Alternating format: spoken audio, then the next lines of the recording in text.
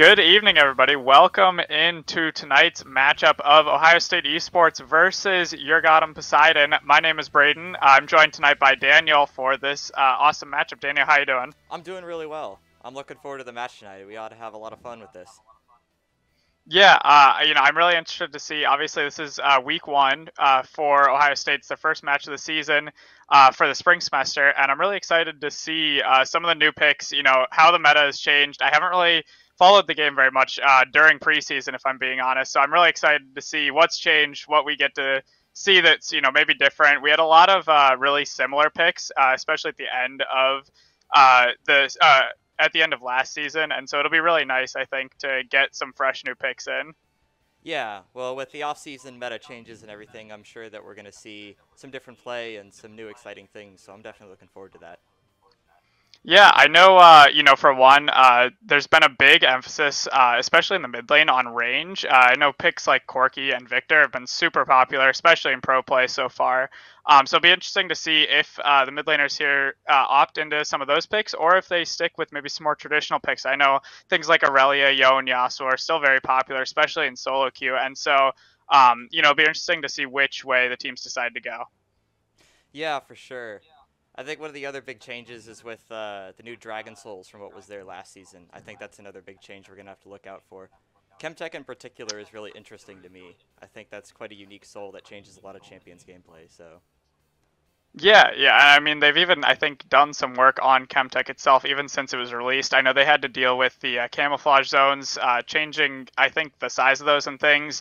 They've already had some issues with them, but they're definitely very unique and very powerful, add a lot of different strategy into the game, especially with those maps, like you were saying, the hex gates from the Hextech Soul and the camouflage zones from the Chemtech Soul. Both of those can be used super creatively, especially in a team setting, to set up some big plays that we may not have seen before. Yeah, for sure. I know one of my favorites, Rengar, has appreciated some of the changes made with the Chemtech zones, because they used to be not so great for him because all the bushes were gone, but now it's been adjusted a bit. It's a lot better for people like him to play around with those. Yeah, exactly. Patch 12.2 just came out, I believe, yesterday, and this match will be played on that, so it'll be interesting to see. I know, like you mentioned, the Rengar changes, allowing him to make really good use of that, and even I've seen some, cool combos in the bot lane using Rengar, pairing it with things like Senna, and being able to use camouflage in other ways besides just the Chemtech Rift in order to get some really good combos. And speaking of Senna, I'd actually be really interested to see if we get to see any of her tonight. I know she also got some pretty big changes in the patch. She really lost a lot of power with the glacial augment changes, or being removed. No, it was just changed. Sorry. But definitely changed into a way that she can't really use it very well anymore, and so they definitely gave her some nice changes this patch, and I know it's been pretty strong and a pretty good pick so far.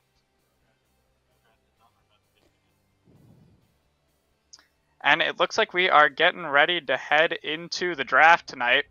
We've got, let's see, it looks like OSU on the red side for game one, and it's going to be Urgottem Poseidon on the blue side. Can't quite see the bands yet.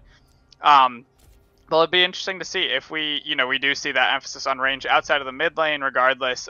We do see the Caitlyn band away first for Urgottem Poseidon. Definitely a big power pick, again, because of that range. I know it's a bit, redundant at this point, but it really just is such a powerful tool with some of the item changes this season. It'll be really interesting to see where the bot lane heads. Ohio State's going to ban Jinx to follow up on that, and it looks like Vex is going to be gone from Urgottem too, which is... Yeah. I know Schoonmaxter definitely likes to play a lot of Vex. He was very keen on it, especially on release, and so I'm not surprised to see that one taken away. The Jinx pick as well has been, super strong, not only this patch, but last patch as well. And we see the Hecarim taken away as well. Surprisingly not by Urgottem Poseidon. BioGamer, a big fan of the Hecarim, and so I'm surprised that, they had to take that one away themselves. Yeah, it's certainly interesting. It looks like Ohio State's going to ban two junglers. They were pretty targeting that position early on here. Yeah, and the Shen first pick for Urgottem Poseidon, followed immediately by Gragas for OSU and Zinzao as well locked in. Very interesting picks. You know, not too crazy, but the Shen has been really powerful, especially with the TP changes this season. It's been really nice to have that global power along with Twisted Fate in the mid lane. Another really strong pick. And I know the Gragas is a very comfortable pick for Mukub, and definitely a good answer into Shen. Also been super strong so far in this season. Yeah, and it looks like we're gonna have Corky and Victor on the map, like you were talking about. So some of the people are definitely have seen those changes and are trying to embrace them. Yeah, it's been pretty much about. It seems like every pro game that I've seen so far this season. If one of them isn't banned, usually both of them are getting picked. It's definitely a pretty even lane, and so I think both sides are pretty okay picking either side. And they both end up just scaling really well into team fights and are pretty safe picks overall. Yeah, it looks It like looks like our last few picks are gonna be for the bot lane on each side. So let's see how that evolves with everything that just got banned. Yeah, interesting to see the Diana banned away for by OSU, excuse me. You know, they already locked in the Lee Sin for Urgottem Poseidon, so I'm wondering if they were worried about the Lee Sin going top. Maybe I'm not really sure where that ban was headed. Yeah, it looks like Tristana Soraka is gonna be the bot lane for Urgottem, and then the Senna pick is gonna come in on the OSU side here. So looks like quite an interesting team comp for both sides. Yeah, I'm really interested to see if we get a fasting Senna from the Hunt for Value. I know, you know, Senna's obviously had phases where she's much better off not taking farm and instead rather giving it to the support. And Tom Kench was typically number one for that. You know, that was the best pick for it. But you know, since the Tom Kench rework and Senna's kind of fallen out of favor, we haven't seen too much of that. So it'll be really interesting to see. You know, they've changed Tom Kench a bit this patch, trying to push him more back into the support role. So it'll be interesting to see if they are going to try and run that fasting Senna with the Tom again, and how well it'll work out. I know, like I mentioned earlier, I think Senna's pretty strong this patch, but we'll have to see if the Tom Kench also will work out with it. Yeah, for sure. So looks like we're about to be getting into the game here soon. Draft is wrapped up. Yep, we just have to wait for the spectator delay. And so with that being said, we are going to throw it to a break real quick before we head on to the Rift. So with that being said, we will see you guys on the other side.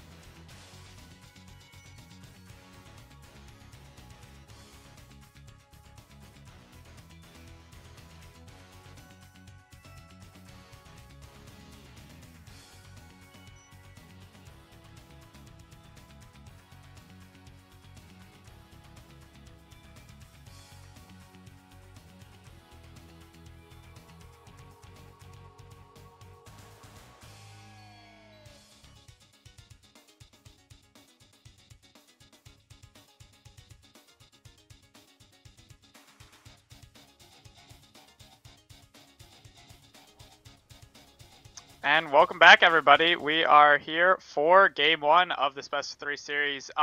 did get a chance to take a look actually at the original draft order.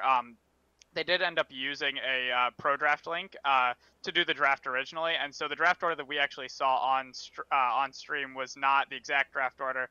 So it does make sense, just looking at it. You know, the Lee Sin for Urgottem Poseidon was actually picked up after the second round of bans, meaning that that Diana ban that I was talking about, you know, definitely seemed a little weird in the client draft, but it makes sense given that they hadn't actually picked a jungler yet. A few other things like that as well just make sense. Yeah, it definitely did seem out of place, but it's good that we have the clarification now. So, there's yeah, that was quite weird to see. Yeah, I'm definitely I'm definitely excited to see the Soraka pick actually for your Urgottem Poseidon. I think it's you know, a super unique pick. You don't see it often, especially in competitive play. Even in solo queue, honestly, not super popular, but it's definitely very strong, I think, and I think it's actually been getting stronger. You know, really over the course of the whole past season, without seeing much play, and so people haven't really realized it. But I think it definitely can work in a lot of situations. You know, as a powerful enchanter, works similarly to like a Lulu, you know, except more healing obviously than shielding. But with Lulu receiving some nerfs and Janna actually getting a lot of changes this patch, I think Soraka is definitely a great option for them looking for an enchanter. Yeah, seems like a good one to pair. Personally, I always love seeing jungle matchups, so Lee Sin and Xin Zhao are going to be some things that I'm going to have my eye on here. They're both have pretty interesting ganks. They're both going to need to hit some skill shots and really get in there quickly, but I think they both have the power to be pretty aggressive in their early game ganking ability. So, Yeah, definitely both really aggressive early game. It'll be interesting to see, you know, how we see now that scuttle crabs have been changed this season to be, you know, not nearly worth as much. It'll be interesting to see if we still see a lot of the same pathing, a lot of the same early fights that we were used to seeing last season. Especially with, you know, this jungle matchup, which we did see a lot last season, how this matchup itself has changed, just given the small changes that they've made to the jungle. And I'm also interested to see, you know, how this Tristana plays out. I know I already talked about the Soraka pick for their bot lane, but Tristana's not a champion we see a whole lot anymore, especially not in ADC. We saw her a bit, I believe, last season in mid and top, but as an AD carry, she hasn't really seen a lot of play, especially professionally. And so it's interesting. I'm wondering if it isn't just a comfort pick for them or if they saw a different sort of value in it, maybe. yeah, it's definitely interesting. Tristana is definitely one of the best champs if late game they decide to go for a split push. Tristana is one of the best champs at doing that. However, like looking at the rest of their team comp for me, it doesn't really scream split push, so I'm not quite sure how they're going to do it, but I'm sure that they did have their reasons for it, and I'm looking forward to seeing it too. Yeah, it's nice because it does especially have that early push, which is nice with the E passive. Getting that little explosion on each minion kill, and so it can definitely help push out the lane into the Senna Tahm Kench if they're worried about that. But given that they have the Soraka on their side, you know, they have the range in their favor. I don't think that pushing the wave or controlling where the waves are is going to be a huge issue for them, and so I'm not sure that that really helps them too much in this game. Whereas, you know, in some other matchups, if they say had a Nautilus or Leona, another melee support on their side, it might be more advantageous. Yeah, yeah, I agree with that. And it looks like we may have had a pause in the game, so we are just going to have another short delay while we hop into the game, or before we hop into the game, rather. Um, but in the meantime, you know, we can keep talking about the draft.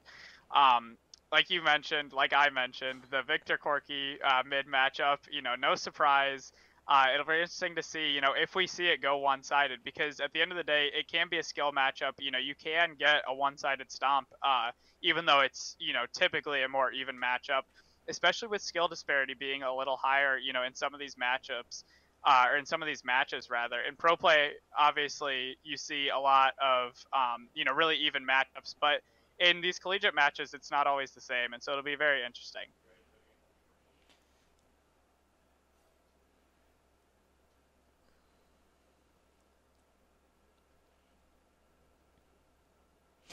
Yeah, both teams are looking up to just deny the early game place the other team, it seems. They're all just lined up around the rivers. Tahm Kench seems to be poking the most, and he's going to place a ward, but he's not going to see anything toward that red buff.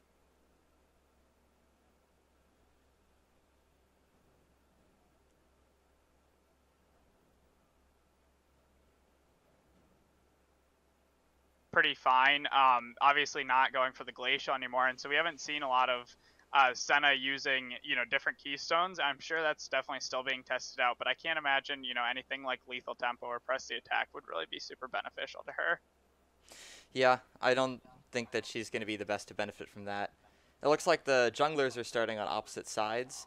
So, oh, sorry, no, that's Urgottem that's starting toward the red buff, and OSU starting toward the blue buff. And it looks like most of the lane opponents are going to get to their lanes now, so we're going to get to see if some of these early skirmishes go well for either of the teams. Yeah, so far Shunmax are definitely getting the better of that level 1 trade in the mid lane. Um, and we haven't really, seen too much action so far in the bot lane. Yeah, most people just trading blows right now, except the Corki seems to be falling behind just a bit in there, and the Victor is really bullying him under the tower. That doesn't look very fun for Corki right now. Yeah, Victor able to step up and take a very aggressive trade there, knowing that he has the XP advantage. Oh, we see Fluxatine going in with the level 2. Ooh, that not going to get too much out of it, it looks like. Like the idea, it was quite aggressive from the Tahm Kench, but ultimately that did not result in very much for him except the loss of a third of his HP, so... Yeah. As I was saying, though, in the mid lane, Shootmoxer was able to take that aggressive trade. Looks like we got another pause, actually. Sorry about the technical difficulties. But as he stepped up for that trade, knowing that he was going to hit level 2 first, even though he was taking a lot of minion aggro, especially from the caster minions in the back line, it was still an okay trade for him because especially once he got that Q upgraded, he got that shield and the movement speed, he was able to take his trade and get out pretty quick in order to still have the trade go his way rather than, if they were both level 1, if they were both even there, he might have taken a worse trade just because of that minion aggro. It can do so much damage early on in the game.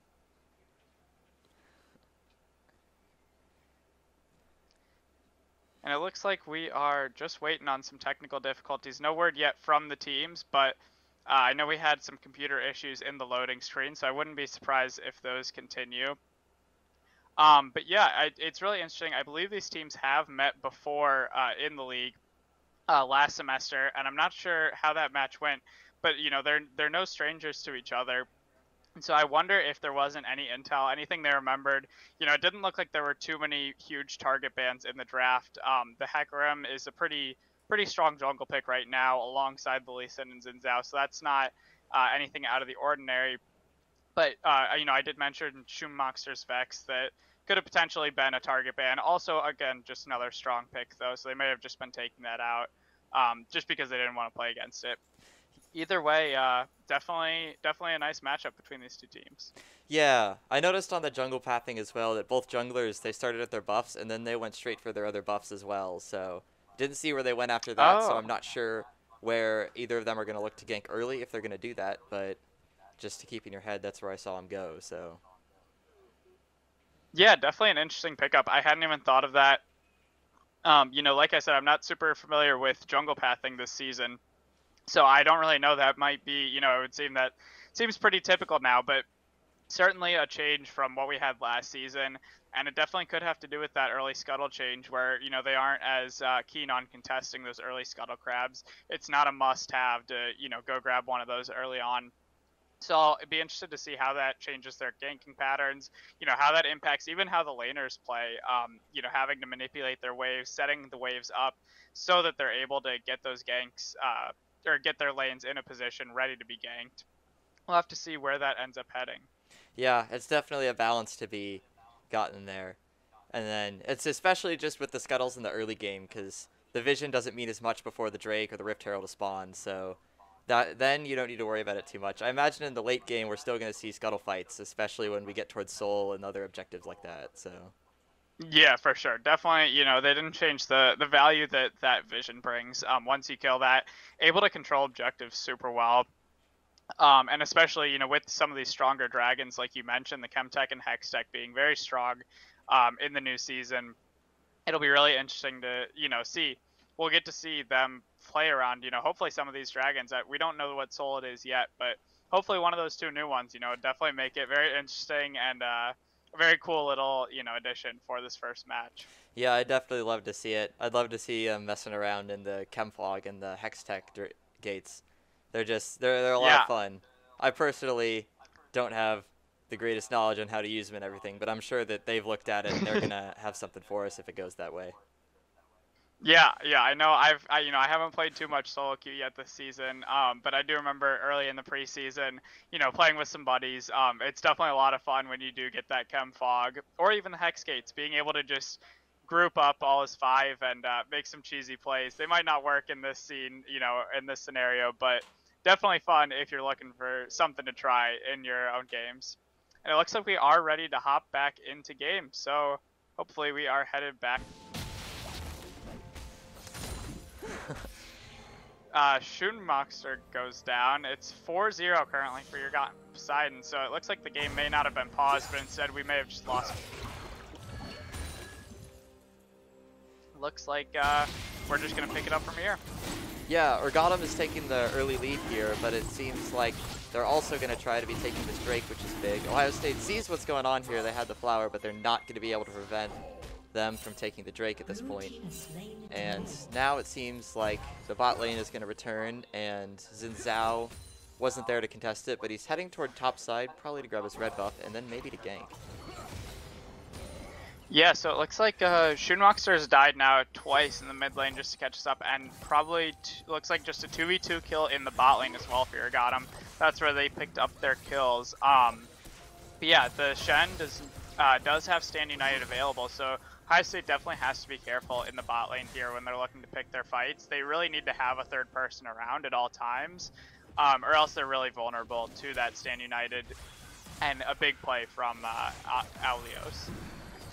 Yep, looks like the Tahm Kench was ready to go in there, but didn't quite, and it looks like we are going to see a gank in the mid lane again, and that Victor is not going to live through two people assaulting him right there. Yeah, Schoonmaxer going down again. Doesn't quite grab the kill back onto Sloth. Another big setback for him. He's still, though, managing to stay up 14 CS. Definitely a big thing for him to grab, even though he's struggling, obviously dying 3 times. Still keeping an advantage there and keeping himself in the game. Yeah, you got to be able to maintain your advantages, because if he's falling down on CS and he's falling down on kills, it's a recipe for disaster pretty early in the game with how the mid matchup is probably going to dictate a lot of what happens late game. Definitely agree with you there. It looks like Biogamer going to grab a couple more CS out of the mid lane here.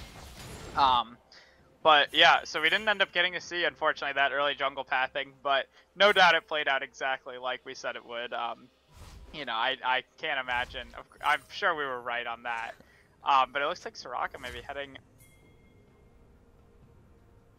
Yeah, definitely straying away from the Tristana, but it's likely they have the information that those bot laners are recalling, so Tristana doesn't need to be too careful right now. But the ward, they're just going to realize there was a ward on Rift Herald, and now I think this Lee Sin realizes he's in some danger. Yeah, Mookup gonna miss the body slam there, but still keeping control of this top side. Looks like UGP is gonna be able to grab this Herald. Ohio State kind of straying away from it. Another interesting thing I noticed is that the Senna actually is farming down in the bot lane. But despite that, Fluxtine still opting into going for the Bomby Cinder, most likely headed for one of the tank mythics instead of a support mythic. Definitely an interesting choice, considering he's going to have a lot less gold than he might have if he was farming. Oh, this Soraka was in a pretty tough spot there if that top Kench was able to get in a little bit better, but unfortunately they just can't make it work, and that trade's not going to go in. But it looks like Corki wants something to do with what's going on down here. Yeah, the Abyssal Dive, unfortunately, for Tom at level 1 is just not very high range, and so he wasn't really able to get into any good position to make a kill onto Soraka there. And instead, they get a decent chunk out of her, but never really had a chance to make a play there. Oh, Ohio State is going in on this Tristana bot lane, but it might not work out for them. Oh, yeah, that's not going to be, that's not fun. That's a really tough play. Yeah, looks like Shed now going on to Mookub. It's always unfortunate when you go in like that and then it just turns out that the enemy jungler was having the same idea as you and he's there and it just all went downhill so quick. Yeah, and unfortunately too, I think what Biogamer was going there, he tried to flash behind. Oh, Mookub now maybe in some trouble now. Alios levels up to 9, but not quite going to go down. Doesn't have the damage. Biogamer tried to get, almost like an insect play with the Xin Zhao R onto the Tristana, but unfortunately, because he challenged her with the passive, didn't get knocked back by his ult, as now Hump for Value and Flux team in a lot of trouble with that Herald getting dropped. They are also going to drop as well. Yeah, that is just disaster on the early bot lane here right now, as this Rift Herald isn't even done yet. He's going to take a chunk out of the second tower before he's gone as well. And that is just so rough, because we're not even 15 minutes in this game, and bot might lose both their towers right here. Yeah, Ohio State already down over 6,000 gold here, 8-0 in kills, and lost the first dragon as well. Not looking good at all, but certainly not completely out of the game. Definitely still have avenues to get back in. That Xin Zhao, you know, still has very high base damages and can definitely turn a good fight if they're able to find one, but so far it just seems like they haven't really been able to take their own fights. Yeah, I would agree. The game is definitely by no means over, but I'm sure that Urgottem is quite happy to have this little lead that they do right here. And Tom Kench is going to look to go in on the Corki, but the Corki's going to have backup, and it seems like they're all congregating here to try and contest for a Drake right now, so I'm excited to see how this one ends up. Yeah, looks like Urgottem just going to be able to grab the second Drake pretty much for free. No really big surprise there. Ohio State just really isn't in any position to contest this, especially down both of those bot turrets like you mentioned. They're already so far behind there, and they had that wave pushed all the way in on them to the point where they really weren't able to, you know, walk through their bot side. They had to really go through mid there, which is more even, and unfortunately just didn't have any really good angles to find their fight. Yeah. And that's not to mention that they were a man down around there as well, so just was unable to contest that. And it looks like Ohio State is still ganging up here. They're not really around the bot lane. I think they're hoping to find some kind of pick here, but unfortunately for them, Urgottem, Tristan, and Soraka are playing a little bit more passive now, because I think they've got an idea of what's going on here. Yeah, well, it's definitely a good time for Ohio State to be looking. Unfortunately, they've just been spotted out on a lot of vision, but that Stand United is still down for the Shen. It's coming back up soon. But with that down, they can find a numbers advantage much more easily, whereas once Urgottem's already ahead, unfortunately for Ohio State, it's just a lot harder for them to find those good fights that they need, because that Shen ult is pretty much always going to be available for them to turn a fight back into even numbers for them. Yeah. Yeah, especially with the teleport changes and everything, that Shen is just such a more threatening presence, because Gragas is just not going to have that same ability to rotate if the team needs them. Yeah, and, you know, Mukub now going to be able to potentially look to join some of these fights that Shen's able to get to with the Stand United. The Unleashed teleport should be coming up in about 20 seconds here. Oh, and it looks like there's a fight on the top lane, but it's not going to go very well, because the fight in the mid lane is where everyone's focused right now. But they're kind of going to back off of each other. I don't think either one really wants to go in right now. And they're both going to return to their farms respectively. Yeah, so far, you know, top lane's gone pretty even, along with mid lane, you know, especially turret-wise. Obviously, mid lane's gotten a lot more focus from other lanes, especially these bot laners who are, you know, sticking towards the mid lane now, but definitely, you know, a good sign, I guess, for Ohio State. They do have that pretty even spot in top lane that they could maybe look around. It's always a good idea, especially playing into, you know, a Shen or a Twisted Fate with those global ultimates, to actually try and attack them instead, attack those lanes, rather than trying to play around a different lane where they're able to join while your laner might not be able to. Yeah, definitely, but it looks like Urgottem might be the one planning on hitting the top lane here. It looks like there's 3 people converging on the Gragas there, and I don't think that he's going to have a fun time with this. Looks like Corki's going in, Lee Sin is going in, he's under tower and he's okay right now, but his teammates are coming to help because they know how bad this is. Oh, and the tower died. Hump for Value also in trouble. Gragas is on low HP, they were already able to take out 1, and they're able to take out 2, as they're now going to be able to get the tower as well. It looks like Xin Zhao is showing up just a little bit too late to this party. He's not going to have much to say here. And OSU is going to lose their top tower, and maybe their mid tower too. This is really getting bad fast. Yeah, Fluxtein going to try and go in here. And Biogamer is there to back him up, but the Buster Shot looks like it'll get Skinless Ape out of here. It does have to flash away. Biogamer flashes in with the wind becomes lightning there, but not able to get anything, just trading flashes. Yeah, it looks like Gragas is teleporting in toward the top lane there, but I don't know if that's going to work out for him. They're still pretty heavy top.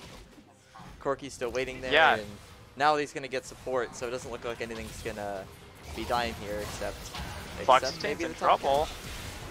Yeah. Oh, the Xin Zhao art does land though and knock the Lee Sin back, but it looks like UGP is just gonna be able to hop out of this one and be pretty happy with where they're at. Still have not lost a member.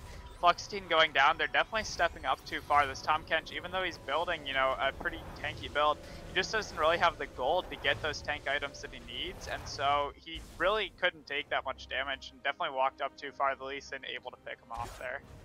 Yeah, with all their members there, they were able to just keep him there and gun him down, and without him, they didn't really have much people to absorb damage left, and when you're behind, that's really not a recipe for success, so they decided to leave, and Urgottem is able to just take their one kill and take away with it. But now it seems like Ohio State's setting some of their eyes on the Drake. I think they really want to start contesting these before it gets out of control. Yeah, I mean, I think unfortunately at this point they're down almost 10k gold. They really need to start looking for a desperation play, and I think this Dragon's definitely a good one to look for.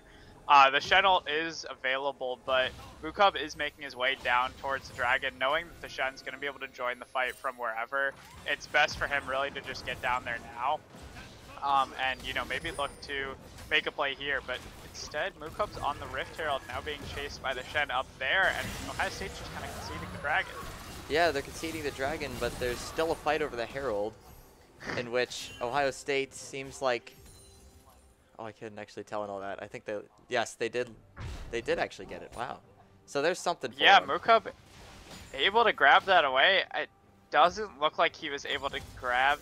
Maybe he was able to grab the eye. Oh, he was. He has the Eye of the Herald, so he was able to steal it and grab the eye as well. Big play for them up there. Losing both those objectives would have, really stung for them, especially since they decided not to commit to the Dragon. Ended up losing that for pretty much nothing, and if they'd lost the Rift Herald too, where they had tried to put more resources into, it would have been a really big blow to them. But with that going their way in the top side, it'll definitely be a nice little glimmer for them. Hopefully, able to make a play out of it, though with those turret plates falling, there's not too much to grab with the Herald. Yes, but the good thing is Ohio State's still far enough behind. They've got objective bounties, and that Herald was one of them, and if you could take a tower, it almost counts for 2. But that means you still got to get through one of their lanes here, and Urgottem just still hasn't lost anyone. It's just been rough for Ohio State since the start here. Yeah, I actually completely forgot about objective bounties. Another new addition this season. Definitely keeping Ohio State in this game then. That 600 gold bounty on the Herald there that Mukub grabbed is going to mean each player is taking home quite a hefty amount there, and definitely puts them a lot more back in this game than I thought. Yeah, it's definitely a big help, and Ohio State's going to certainly appreciate it, as they all seem to be gathering towards the top lane here, but I'm questioning how long they're all going to stay. Schoonmaxer going to go on to Skinless Ape here, but Skinless Ape going to recommit onto Schoonmaxer instead, turn the tables and knock him out. Unfortunate for Schoonmaxer, is now 0-6-0 on this Victor, falling really far behind, and unfortunately just not really able to pick any fights with anyone at this point. Yeah, it's been really unfortunate. He is still holding a CS advantage over Corki, but at this point with 6 deaths, he's really lost out on a lot, not to mention what he's given to the other team with those deaths is just really not helping Ohio State right now. Yeah, the CS lead is definitely very impressive, I will say. If nothing else, definitely not a bad thing to still have almost 20 CS lead over the Corki, who hasn't died yet. So that's 6 kills. That's probably, close to 2 minutes that he's had extra to farm up for the Corki, and he's still down 20 CS. So if nothing else, that's a win for Ohio State's books. Indeed, it is quite impressive. And now it looks like this Lee Sin is almost going to get caught out, but the Soraka is going to be able to help soon. This Gragas looks like he wants to fight, but it's not really going to end up for him. And now it looks like we're getting quite the fight in mid, 3v3, as Urgottem is retreating, and they've caught this Lee Sin, but they're not going to be able to take him yet as the Tahm Kench goes down, and so does Xin Zhao, and they're just going to mow the rest of these Ohio State players. Tristana is just cleaning it up right now, and that is a heavily lost team fight for Ohio State, as Urgottem looks like they want to go for the Baron now. Yeah, Urgottem actually really messed up that engaged Lee Sin, ended up flashing in, trying to kick someone back, but ended up not only not kicking anyone, but then Flux the team was also able to, eat Mookub and get him out of there, so he wasn't in any danger either, but unfortunately at the end of the day, Urgottem ended up just kind of throwing money at Ohio State, and it worked out in their favor. This game's looking really out of reach for Ohio State so far, unless they can pull out something really big, but so far we haven't really seen any signs of life from them in this first game. Yeah, that Baron buff is certainly just going to stack the odds even further against Ohio State at this point, and there's not a lot of routes left back into this game, especially with how tight Urgottem's been playing with their rotates. They just haven't seemed to be able to catch someone off guard. That Lee Sin going in was their best chance they've had, maybe this whole game, of really starting to come back, but they just weren't able to capitalize on it. Yeah, Ohio State now down almost, they're down, what, 13,500 gold right now. Pretty much equals out to an entire item for every member that Urgottem is ahead. Now picking up this Rift Herald in the bot lane too that ended up getting summoned down there. Didn't really get anything and ends up actually just giving over some XP and gold to the side of Urgottem. So really not a bad trade for them at all when they lost that Herald to OSU. Unfortunately, OSU ended up just giving it right back to them. Now BioGamer in some trouble. Oh no. This is always so unfortunate when you're a jungler and you're trying to do your own camps, and when the other team's ahead, they just catch you out and there's nothing you can do. Flux? Flux is gonna nope, he is dead as well. Skinless Ape just absolutely running over both of them, jumping in, jumping all over them. Unfortunately, they have nothing they can do about it. Down as well as Skinless Ape goes legendary. Mookub though, not gonna go down without this top tower. No, maybe not. Maybe not even able to grab that. That maybe just says what Ohio State's had to do this game. Unfortunately, just really falling short in most departments. Down 21-0, and unfortunately, a rough game one for Ohio State. Yeah. It really looks like this is just going to be the end there. They are actually going to grab that top tower after everything that's happened, but this game is pretty much over. They couldn't get anything going. The Tristana got to the point she needed to, and that is going to be game one, going to Urgottem. Yeah, I guess if nothing else, you could say Mookub maybe got his small little victory there in the top tower. If nothing else, Ohio State certainly didn't have much else to write home about in that first game, unfortunately. But no fear, there is 2 more games potentially for OSU to look to come back and still take this series. Getting a fresh slate here now to start off with in game 2. We'll have to see what direction they decide to take it in order to make some improvements. Yeah, they're definitely going to have to make some adjustments. Maybe if they get a bit more aggressive early and find some better ganking patterns, I think they could definitely be able to flip game 2. But if they play like they did in game 1, I'm not too hopeful for the Buckeyes this time. Yeah. Schumacher really struggled, unfortunately, in that mid matchup. That's, like I've mentioned, really very even. But so maybe they look to instead opt into a different style of matchup. Maybe, pick up a melee champion, an assassin, someone like that, where you can really change the how the game is going to flow, how that lane is going to flow, and put the power more into your own hands rather than trying to handshake a lane that, might be even between you. And try and you just shake them up, get them rattled, and try and find your own advantages, because clearly, they just weren't able to find those advantages in the even matchup there. Yeah, they weren't, and really none of the lanes were able to find advantages, so it's just really unfortunate. I think that we are going to have a better game 2, though, so... Yeah, and with that being said, we are going to head into a quick break before that game 2, so we will see you guys in just a few minutes.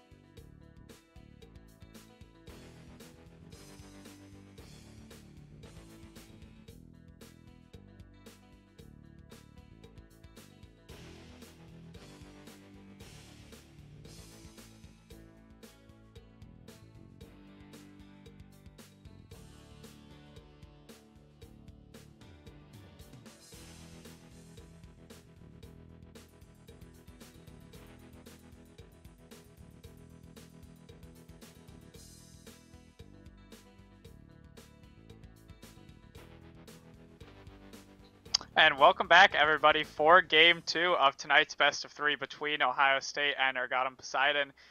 Once again, I'm Braden, joined by Daniel, and we're excited to have you for Game 2, where hopefully Ohio State can figure some things out and turn this one around. I know I'm certainly hoping OSU finds some new things. Halfway because, well, I've got a team that I know I want to win, but also I want to watch some more entertaining League of Legends than we just saw, to be honest. So I'm really looking forward to it, because I really do think OSU is going to pull off to a better start and give us a better game than they did in Game 1. Yeah, hopefully, they're not too mentally diminished from that one. They shake it off and, are ready to go. And with that being said, we're able to hop right into Game 2's draft. We see the Jinx banned away, this time with Urgottem Poseidon being on the red side and Caitlyn banned away by OSU on the blue side. Yeah, it looks like the Soraka is going to be gone as well, and the Corki is going to be gone. So there are a lot of bans coming in based off of what happened last game, it seems. Yeah, it looks like Urgottem is not wanting to give over the Corki to Schoonmaxter. They don't want to handshake that same matchup. Maybe they don't want to play the Victor into Corki. They saw Schoonmaxter struggled with it in the last game, and so maybe they're worried about the same if they end up just handshaking that and giving it over to them. Obviously, blue side getting first pick, it would make sense. Yeah, and we see the Viego gone again, and we see another Shen pick for this game. So we're going to be able to see more of the Shen ultimate shenanigans and how that affects the game. Yeah, and I really like the Kale pick, actually, by Urgottem into the Shen. Shen, another comfort pick for Mukub, I think. Definitely, still a really strong pick. I think I actually saw some nerfs in this patch because of how strong and oppressive the Stand United can be with the new teleport changes. But the Kale, I think, is going to be able to take advantage of that time that Shen maybe spends in other lanes using that ultimate to farm up, scale up, and get into her late game form. She actually got some pretty sizable buffs at the end of last season that kind of went unnoticed, I think. Because she didn't really see any play with them. But she got some extra range, I think, once she hits level 16. That'll, definitely allow her to get a lot more hits in and be able to position a lot easier in some of these later fights where she's so strong that she had trouble with previously. Yeah, looks like Urgottem is going to be much more heavy on the ADC bans, but it looks like they're going to take Tristana again. They thought it went well enough last game to do it again. And they are going to take advantage of the Vex not being banned, so we're going to get to see that as well. And Ohio State is going to grab that Diana, also was banned last game, so seems like the pick ban changed a lot, and we've got pretty normal bot lane setups by the looks of it. Yeah, I know, Flux really comfortable on that Thresh. I believe it's his most played champion. Definitely a really scary pick to play against as someone who's done it with experience. But it's also interesting to see BioGamer pick up the Diana in the jungle. Also, Schoonmaxter opting into the Yasuo. I know Schoon plays actually a lot of Diana himself in the mid lane, not so much anymore now that it's moved more towards the jungle. But it'll be interesting to see, how they use that Diana in the draft. Maybe they could have used it as a flex pick potentially, and not given UGP a chance to know whether or not it was going into jungle or mid until later on in the draft. Yeah, and it looks like this time Xin Zhao is going to go to the side of Urgottem, so we're going to see how they're going to use this guy now. Yeah, it'll be nice for that Kale especially, and the Vex even. Both of them really want to scale the Vex more just towards that level 6, maybe towards the level 13, where she can just get towards her mid game and have a lot more of her damage available to her. To have that Xin Zhao able to hover her, be around, and just help her out so that she's not too dangerous. She's not in too much danger before she's able to get a lot of her power, and obviously Kale the same way, needing to scale up a lot. But with that being said, we are going to kick it back to another break before we hop into Game 2. So we will see you guys in just a few minutes.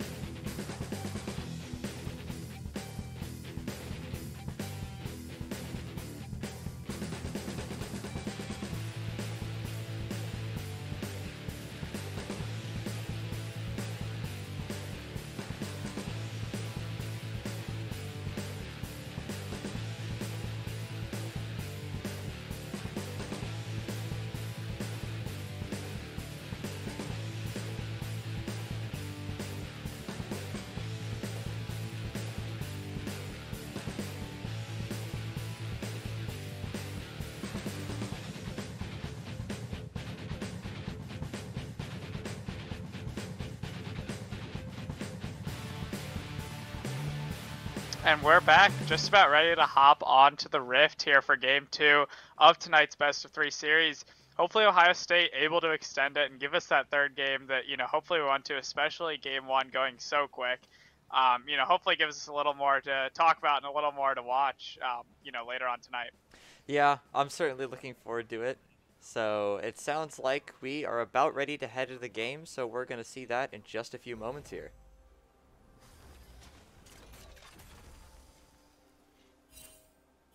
The lethal tempo on Zenzo is a very interesting choice for UGP. I haven't really seen that too much. I feel like Conquer, Press the Attack, definitely more viable options. But we'll have to see. Obviously can't be that bad.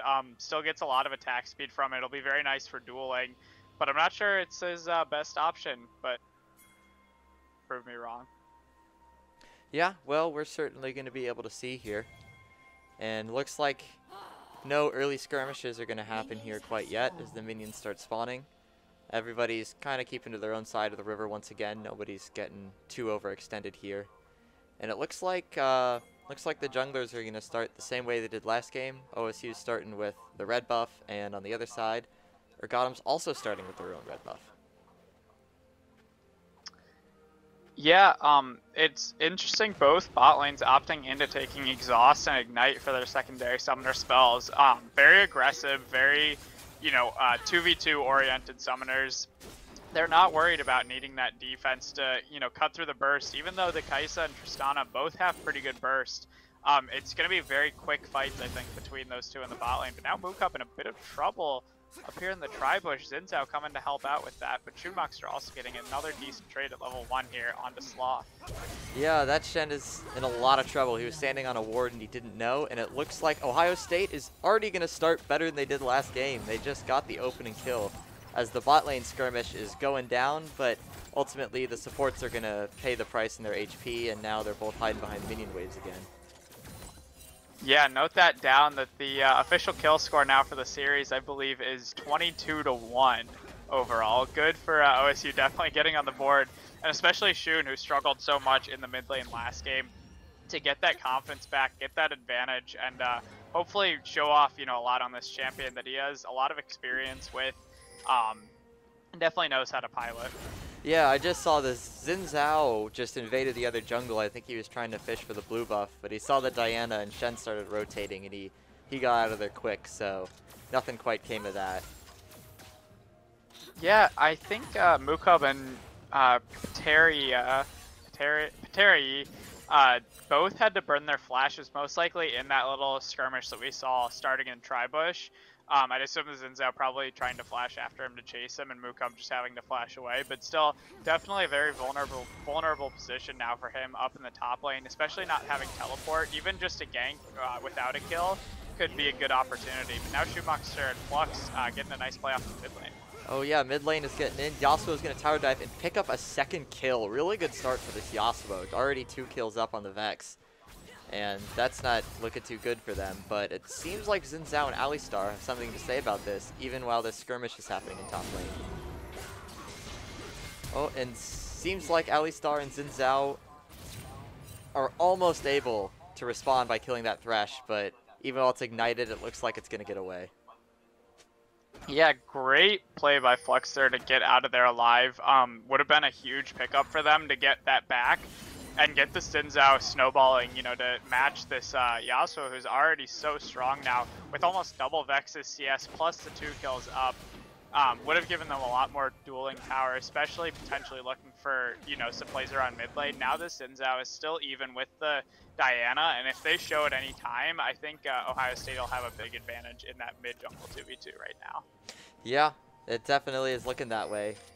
Kale is going to teleport back to the top lane, and on the bot lane here, it seems like Thresh is thinking about roaming again. He's definitely heading up that direction. But it doesn't look like he's going to go too far, because it's actually the Diana that seems to be coming down. They might want to make an early gank play here and then grab the Drake, as they are going to go in for the gank. And looks like the Diana's going to get hit away, and they're going to almost be able to get back under their tower. Oh, Flux! Oh, that was so close. The Xin Not Zhao able to grab that hook. did just miss the hook. The Xin Zhao's going to be here now, so I doubt anybody's going to die from this. Unless this Alistar has gone in a little bit too aggressively, and now he's put in danger the other two as well, but it seems like they're going to get away. Yeah, I think Alistar forgot there that they were not 20 kills help anymore. Trying to look for that engage. Definitely very over-aggressive, and great punish by Ohio State to find that kill. Yeah. Sloth may be in some trouble now. Yeah, Yasuo's just going to take the trade there, and it looks like Ohio State will claim their first Drake of the game here as well. Doesn't seem like any jungler or anyone's here to oppose this, so that's going to be good. A much better start for Ohio State this time. I'm getting excited now. Yeah, definitely. And with Shun going down there, you know, trading the 1-for-1, still a really nice heads-up play from him. Getting that last Q off onto the wave under tower, allowing for his wave to shove a bit farther under the mid tower there, and ultimately making Sloth miss even more CS. Now down, you know, still about 10. Plus the wave is now coming back to Shun as well. Yeah, it's definitely been rough for Vex considering how much she wants to scale and how much she can get better in the late game, but is just getting bullied by Yasuo right now, who doesn't seem to want to let up anytime soon, and neither should he. But the Xin Zhao looked like he wanted to get the Shen, but the Shen was already on the way out, so doesn't look like he's going to be able to take it. Yeah, Shen, you know, or rather Xin Zhao only being level 4, not really having a lot of damage, I don't think, to cut through Mookup, who already has those 2 Ruby Crystals. Definitely going to be a tough target, even with no flash to take down from only halfway through the lane. Yeah, it looks like we've got a bit of just an ADC on ADC fight in the bot lane, but doesn't seem like it's going to result in either of them dying. They're both behind minions now, just trying to take their own CS, but this Thresh is coming in. Oh, but they've got the ward there, and Tristana's going to know that this is not a fight she wants to be part of. She's going to back behind her own tower. Yeah, definitely be interesting to see how that bot lane 2v2 goes now, though. That Hunt for Value doesn't have that exhaust available, and Skinless Ape does, but also doesn't have flash on the side of UGP, so, you know, definitely still pretty even over there. But very risky for UGP to walk up and take fights without those escape mechanisms, you know, besides the rocket jump, which Flux has shown that he's able to cancel with his flay. Now Shoot down here in the bot lane, though. Ooh, that was a big hook they hit on this Tristana, and Yasuo with the roam is going to be able to almost get this. I think the Ignite... Oh, the flash! Oh. They're almost out, but Yasuo he missed the up flash fast. Q. Yep. What? And that's going to be it. Vex wanted to go down, but she is realizing that the opportunity is faded as now 2 people are trying to encroach on her. Yeah, Vex now in a bit of trouble herself. Not only did she not make the play, but she does barely escape the hook from Flux. Oh, that actually was a good play from the Vex right there. Thresh just missed his hook, and then Vex was able to dish out almost half of Yasuo's health, so they're definitely got to play a little bit more cautious than they did just a second ago. Yeah, with that Corrupting Pot as well, going to be very nice for Vex to sustain up and hopefully bully Shun back out of this lane since she has struggled so much. Definitely could be an opportunity for her to get herself back into this game and hopefully even out the mid lane score from her perspective. But Shun picking up that 4th kill now, putting himself in a very big position to carry this game. So far only 5-1. Mookup now going on to Alios in the top lane now. Yeah, this top lane matchup has been quite back and forth so far. Neither one has really gained a lot of ground on the other, but the junglers, they've certainly visited it a few times, but really all their KDs are still quite clean, so not much has happened there as far as kills. Well, and it's been very interesting because it's gone back and forth. We see Flux flashing in the bot lane, but now Xin Zhao and Alistar up in the top lane. What's going on here? We got a bit of a cross-map play from both of these. Oh, yeah. Looks like Xin Zhao is going to be able to take out the Shen, but the Yasuo is really looking to clean up what's left of the team down here, and he is almost able to grab the kill, but he just loses. If they had one more player there, or they were just, maybe he hit a little bit more, he really could have taken a lot, but now the Rift Herald is going to be here as well for Urgottem, and it's just gonna, it's not what you want to see as the Shen for Ohio State. Yeah, and as much as I hate to say it, a really rough trade there for Ohio State. Not even picking up that kill in the bot lane that they were looking for. Played really aggressively towards that and used, at least Flux's flash. We didn't obviously get to see too much of it with that top play happening at the same time. And now Sloth in a bit of trouble maybe in the mid lane. Ooh. Oh, Biogamer. Ooh, rough flash from Biogamer there. Tried to flash over the wall, I think, but didn't quite make it. Ended up just running into that little barrier there. But like I was saying, Shun ended up giving up a kill in the top lane and just barely couldn't trade any back. They were all so low up there and unfortunately just couldn't really finish them off and ended up losing, 2 for 0 overall across the map on that trade. Yeah, that was really unfortunate. The Yasuo was really close, but Urgottem just did really good moving their players in and out of Yasuo's kind of attack range there, just so that they could keep all of their health bars up enough to finally take it. And it looks like Urgottem has set their eyes on the second dragon, and I don't think OSU can say much about it unless this Diana pulls off a miracle play here. Yeah, Alios TP'd down there as well for it. The Shadow Surge now connects onto Biogamer, but the Stand United comes in as well. A big ult combo. Oh, we have a big team fight, and Ohio State is up on it right now. They've got 4 kills to the 1, and Urgottem is going to get the Drake and all of the action. However, they're paid a very heavy price for it because OSU is going to extend their lead now, and it's really going to look good for them in that way. Yeah, Biogamer, they're able to grab a 5-man ultimate that Junmoxer could follow up on with the last breath. A big play for them. They were already ahead, obviously in gold, but really secured that teamfight victory. Almost made it unlosable from that point for them, and they're able to just clean up a few kills despite losing the dragon. Still a really nice play for them. As now Humfer Valley maybe in a bit of trouble as Skin the Safe jumps onto him. Yeah, the Kaisa looked like it could be in a bad spot there, but she's able to grab the tower and get out for now, so. It looks like Xin Zhao might be going in on this top lane though, and Shen is not gonna enjoy this right now. Ooh, Flux able to grab Shunmoxer out of there though with the Lantern, and now Mookub and Biogamer are here for the backup. Xin Zhao though still pursuing Shun, and with Vex down there too, he's still able to get away, but Sloth does pick him up, and with the Crescent Guard, Xin Zhao now going to look to walk away as well. Yeah, Xin Zhao with all the healing that he got from taking him out is just able to get away from the fight on enough HP. And now Urgottem is looking to force a 4 versus 3, which is going to be really good for him to try and retake the lead as Kale is able to take him out, and then Shen is able to follow up and respond to that. Shen's going to get out of there, but I don't know if OSU quite wanted what all just happened there. Yeah, Flux definitely overstayed his welcome there a bit with that, going for that hook onto the Xin Zhao, but Mookub able to clean up the kill at least, but does pay the price for it as well, giving the shutdown over to Sloth, who's now starting to scale up on this Vex and get really scary, for a potential teamfight monster with those resets on the Shadow Surge. And also worth noting that we do have the Hex Gates available for the map. The Hex Tech Soul going to be available in this game. Yes, that's definitely going to be something to look out for. Is Yasuo is going to grab the red buff on his own team, and now it looks like Thresh was trying to look for something toward mid, but I think he saw some resistance there, so he's backing off. OSU is very much leaning toward the bot side right now. I think they're trying to look for a pick maybe to take off this Tristana, but it doesn't look like it's going to work out for him. Yeah, on the side of UGP, they have most of their, most of their skills, most of their summoners available, and so they could definitely look for a play on maybe this next dragon in the next 2 minutes. By then, I think they'll have almost all their summoner spells available, and this Kale might be close to level 11 even, giving her another pretty big power spike to maybe look to get themselves back in this game. Otherwise, OSU is looking like they're in a really good spot now, spreading the gold pretty evenly across the whole team.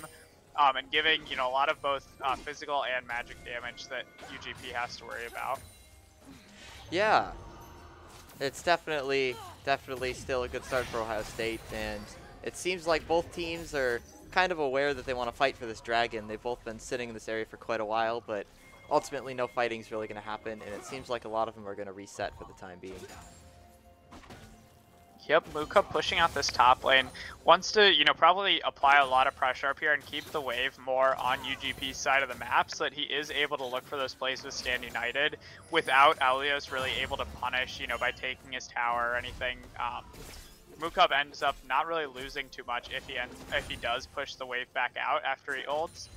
Just because it has to travel so far that he's able to make his play, take his back, and then head back up to the top lane and really be in no worse position than he was before.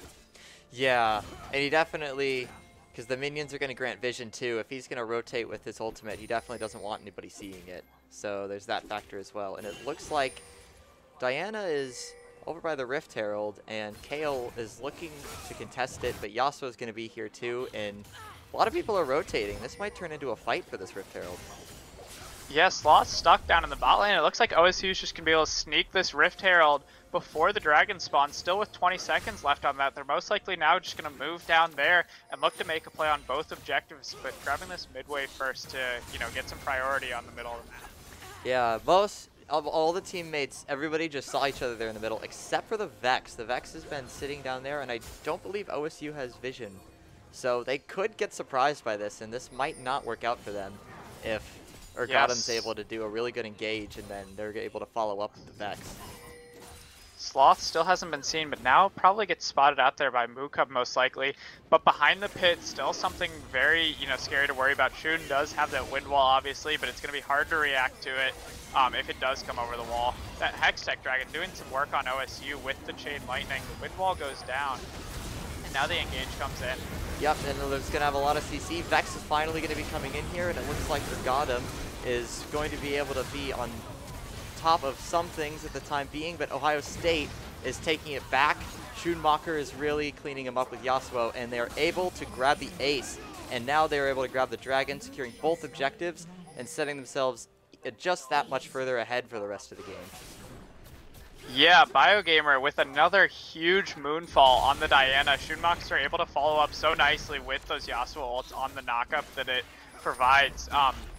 And so far that's both dragon fights now that Ohio State has taken, but they found really good combos like that that have really just made these fights a lot easier for them. And another big factor for them there was that Sloth actually missed the initial ultimate with the Shadow Surge and wasn't really able to get some resets. So even though Ohio State had some low health bars throughout that fight, they didn't really have any way to punish it. And unfortunately, Sloth just ended up not really getting much off in that fight.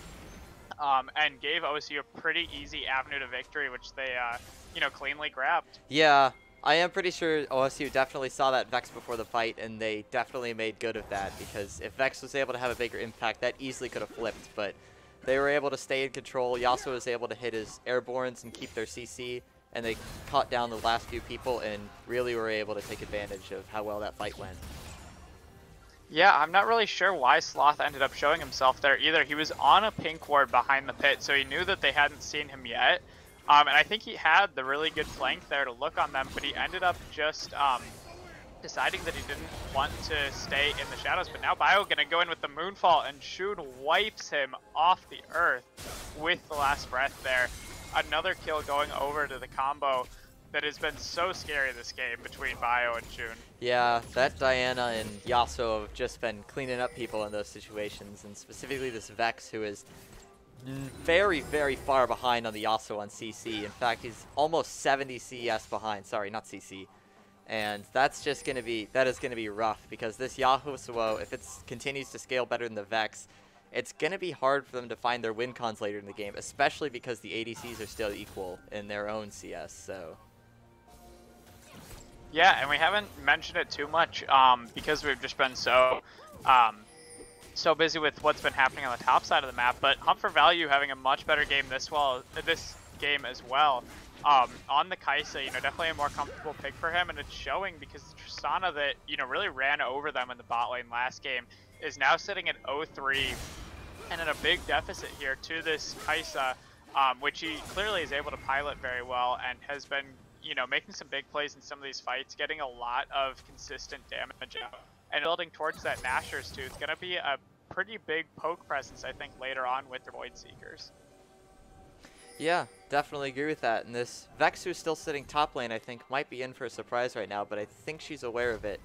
Oh, no, she's not. She starts to channel. Thresh is going to hit the hook, and now Diana's going to go in. Oh, sorry, Kaisa. And that's just going to be it. That's another death for Vex, who's just dying for CS right now. Yeah, Sloth this game really getting the Schoonmaster treatment, trying to catch up in the side lanes after he fell behind earlier. And just really getting punished out there. Can't really get left alone in these side lanes, getting punished over and over again. Now up to 7 deaths themselves, and really struggling on this Vex this game. Oh, this Thresh almost was in a bad spot there. If they went in, they really could have gone in, but they knew that there were other people nearby top lane. Specifically, Kai'Sa was there pretty recently, so they probably didn't want to risk it. But in the meantime, Kayle is going to be able to grab an objective bounty on the bot tower, so Urgottem is still finding some ways to stay in this game. Yeah, Kayle, definitely now at the point where she's actually beating out, I think, Mukub in the side lane pretty definitively. Has hit that Riftmaker and Nashor's Tooth Spike. And at level 12 now is only getting, exponentially stronger at this point. Just waiting to hit that level 16, but really able to join these fights and put out a lot of damage for UGP if they play him properly, but still very prone to getting caught out. The Shadow Surge actually goes wide. Ooh, Alistar is going to flash into this fight, and there's going to be a big fight for this Baron. We're going to have to see who's able to take it. Biogamer with some Moonlight is going to be able to do it. Kai'Sa and Shen taking kills, and all that's left is Kayle, who's going to be quickly taken out, and OSU is going to decisively win the team fight, and they're going to be able to take Baron off the back of it, which will set them up with hopefully a big, very, very big lead coming into the end of the mid game here. Yeah, Biogamer with the Moonlight and the Spotlight on him this game. 3 big Moonfalls in these team fights around the objectives have really secured OSU a big lead here, and one that they should be able to pretty much secure the game off of. Yeah, the Baron with the minions and everything, if they're able to get an inhib off of this, which Yasuo is certainly pressing for, or was pressing for, it would definitely turn out well, but it looks like Ohio State is probably going to take the smart move here, and they're just going to reset and work as a team because Dragon is currently up, and they are going to want to deny Urgottem that objective, as well as the objective bounty that comes with it. Yeah, Xin Zhao caught out a little bit here, not sure what he was thinking. Schoonmaster does have the Steel Tempest go wide, but it really doesn't matter. They're able to just pick him up, and now Kale's gone too. They've completely fallen apart, and OSU going to be able to pick up this Hextech Dragon for their 3rd one and put themselves on sole point if they even need it. Yeah, that did not look like a very organized Urgottem. I don't think they realized OSU had rotated back to the Dragon that quickly, and they really do pay for it because the Kai'Sa is just able to delete the Kale after Xin Zhao made such a mistake by hex-teching into 3 people.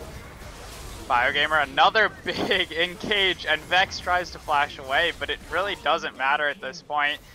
OSU may not have it in their name, but they certainly got him there, and looks like they're gonna grab game 2 right here, potentially. Xin Zhao and Tristana and Kale up to try and defend these towers, but I'm not sure they'll have much to do with it. Yeah, it's gonna be hard for them because Alistar is their best engage tool against all of these, and with the Baron buff, they just really have no way of getting in on these guys without dying, and they're going to look to contest around these towers, but OSU's looking to take a second in-hit there, and I don't think Urgottem's going to be able to say anything about it. Yeah, able to grab that second hit, like you mentioned, really uncontested, unscathed, and Xin Zhao trying to enter his bot side jungle, but if I were him, I certainly wouldn't look to try and do that. We know OSU has 5 people down there, and instead going to opt into maybe clearing his top side out or just clearing some of these minion waves that are just barraging their base right now.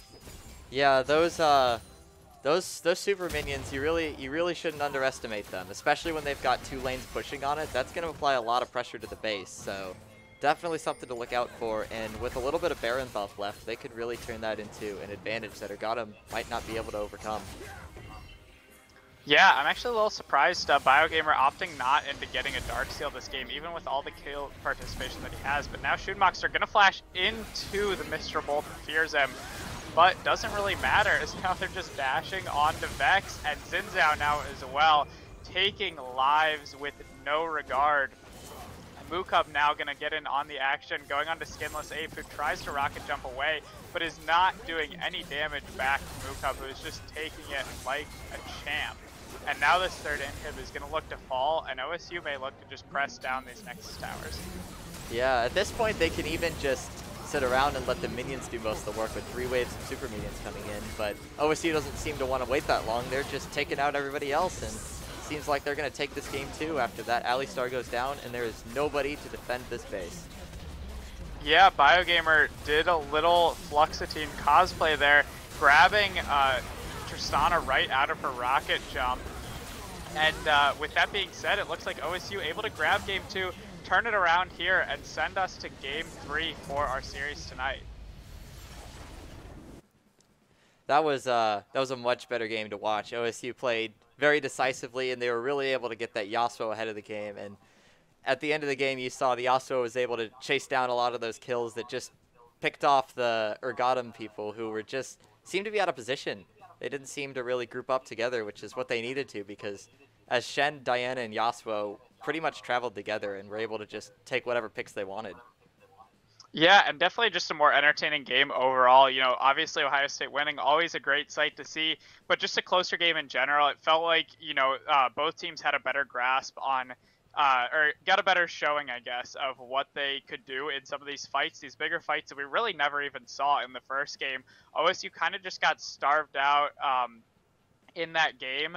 And didn't really even get a chance to try and fight together. By the time they tried, you know, it was already way too late.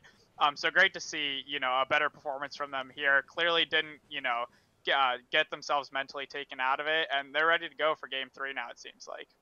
Yeah, certainly. I'm definitely looking forward to it. I think both teams are going to bring their A game, and it's going to be the best game of the night so far. So with that being said, we will see you then, and we're going to throw it to a break for the time being.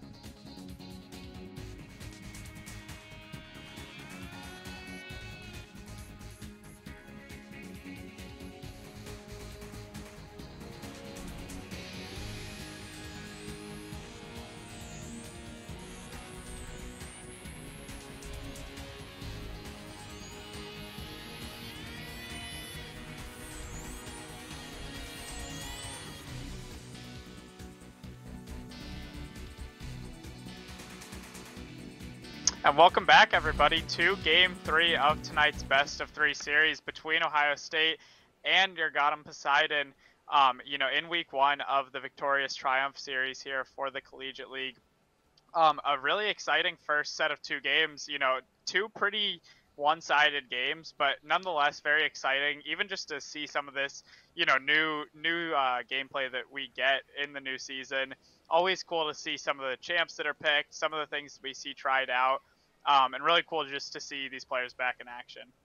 Yeah, it's certainly been a good first 2 games, and I think that's going to continue with this third game. I think both teams kind of have a feel for each other now, because Urgottem definitely, they took the lead, and they decisively took that game 1, but Ohio State showed what they could do in game 2. Urgottem might have slacked off a little bit, because I think they just weren't prepared for OSU to come at them that hard. So this third game, I think it's ought to be the most competitive. I think both teams aren't gonna look back. They're just gonna know what they have to do, and they're gonna bring their A game.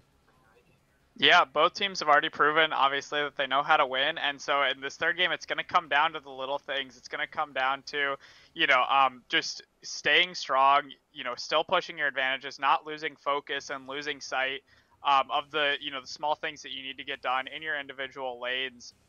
Because at the end of the day, if you start messing up on those small things, then the bigger things end up not even mattering. We saw in the first game, OSU really barely got to participate in any of those bigger team fights because of the smaller mistakes they made early on.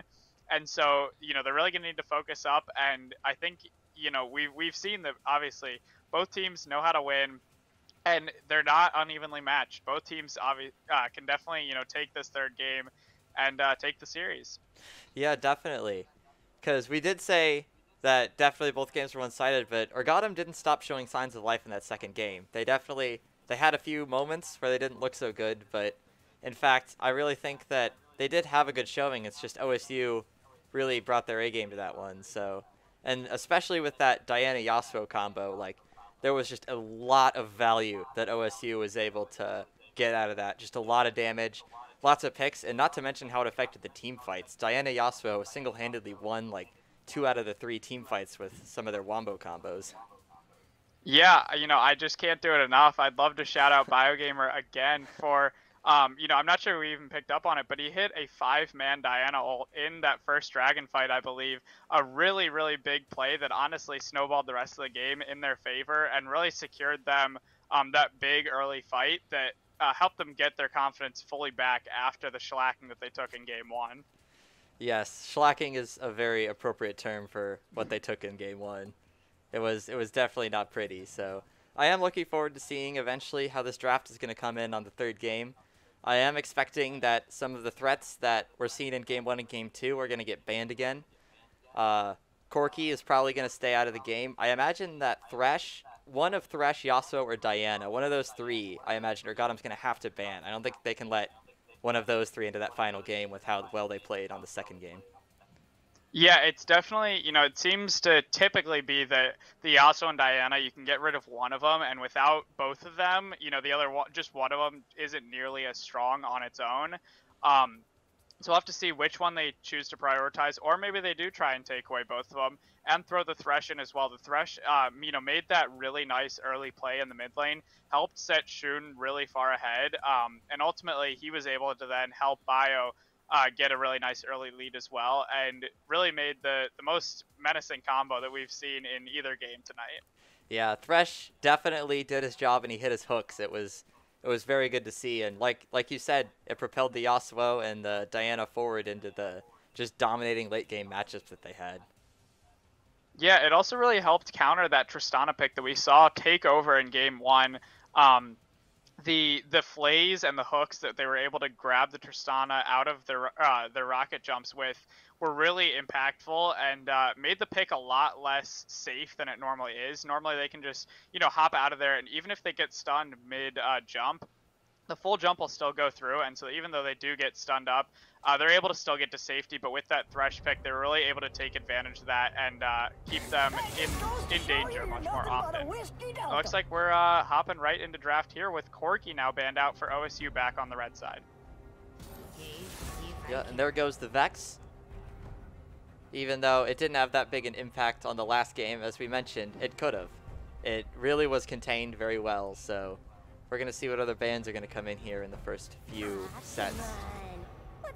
Yeah, we see Caitlyn and Jinx both banned out again. Haven't gotten to see either of them any of the 3 games, and now the Thresh as well.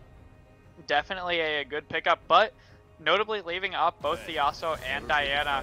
Wondering if UGP isn't going to try and grab one of those maybe for themselves in the first pick, but no, they go for Camille, although we are on the client draft, of course, so they're just picking their own picks. I keep forgetting that. So we will see, I guess, here in the jungle pick, and then for Shun in the mid lane pick if they were able to grab the combo, but it looks like no, Vio instead opting for the Hecarim. And there's the Diana. Looks like Urgottem was able to get her this time. And yeah, and Akali in the mid lane is a very interesting pick. She's actually seen, I think, a lot of play in top lane recently, with a more tanky bruiser build. It's been very interesting using the new Turbo Chem tank. And so I'm not sure if she'll opt into playing that build this game, or if Sloth will instead go for the more traditional assassin build on her.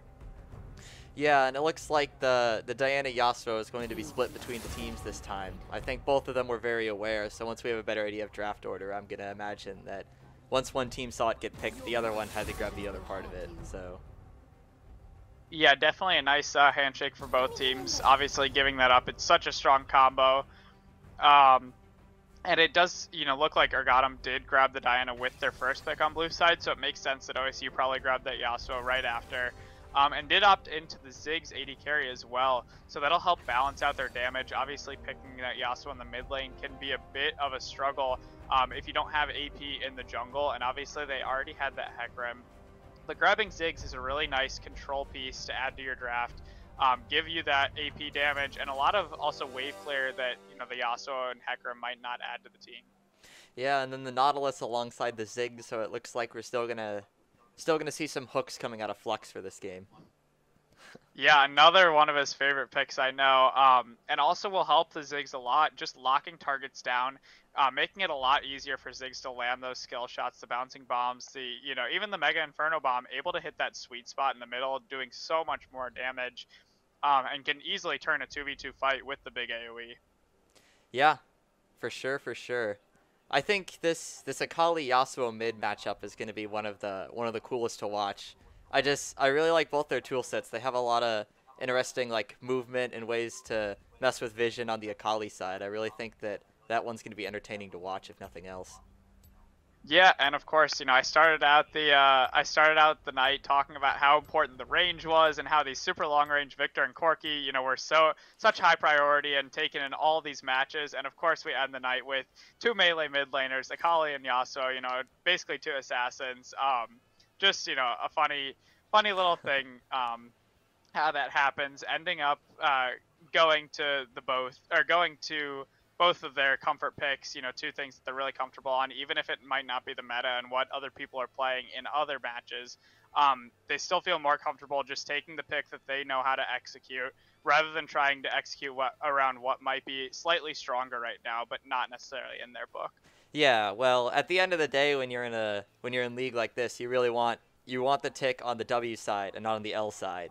So if you need to be able to fit more with the meta, sometimes you have to put that in practice, and the matches just need to be a victory. So yeah, absolutely. And with that being said, we're gonna take another quick break before we head into the final match, Game 3 of tonight's series between Ohio State and UGP. We'll see you on the other side.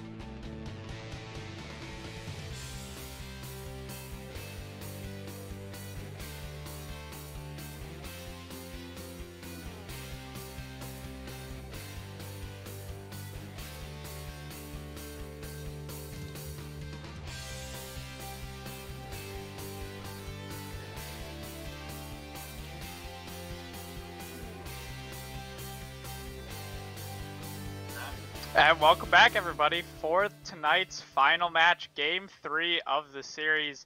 OSU bounced back, real quickly in that game 2 after getting beat pretty badly in Game 1.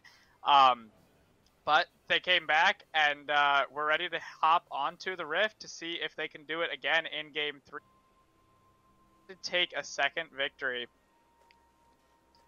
Yeah, both teams are really looking to pick up this last game, obviously. They both really want to win. And it looks like the start of this game is not going to be too different than any other ones we've seen so far.